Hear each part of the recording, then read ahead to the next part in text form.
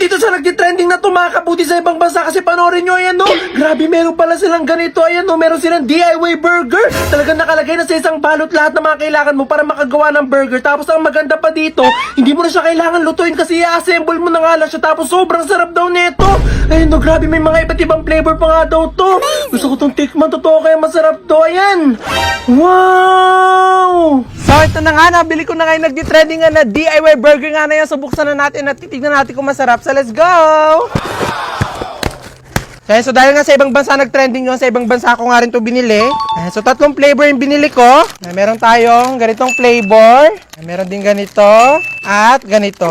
Hindi ko pa alam kung anong tawag sa mga flavor na ito kasi ganito nga yung mga language na nakalagay dito sa pinaka-packaging at di ko nga mabasa.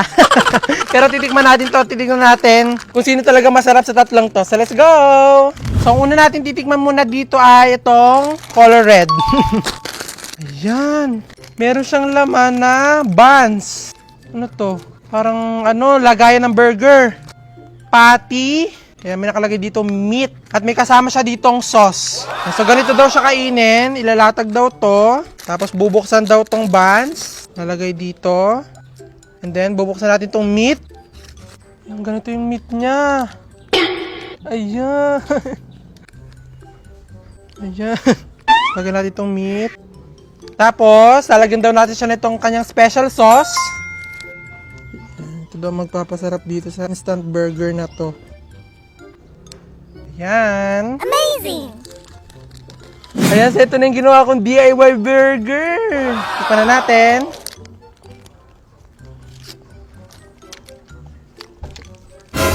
Okay naman yung lasa niya. Masarap naman siya kaso para siyang ano, lunch on meat na hilaw. Yung pinaka-patty niya. So ito naman color green.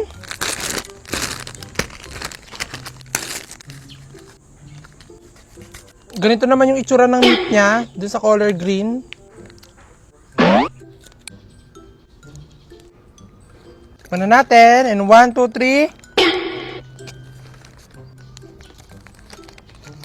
Chicken ba to? Medyo may pagkamaanghang siya. Amazing! Ang sarap.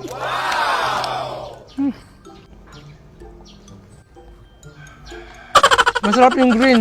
Mas nagustuhan ko yung green kaysa dun sa red. So ito na yung last na titikman natin, itong color blue. Uy, ang bango. May pagkamalansa siya. Yan. Itong flavor na ito para siyang isda kasi may pagkamalansa siya. Muna natin. Hala. Ito palang gusto ko. Ang sarap. Fish nga siya. Yung flavor niya. Amazing! Mas nagustuhan ko itong flavor na to kasi dun sa dalawang tinikman ko. Sarap.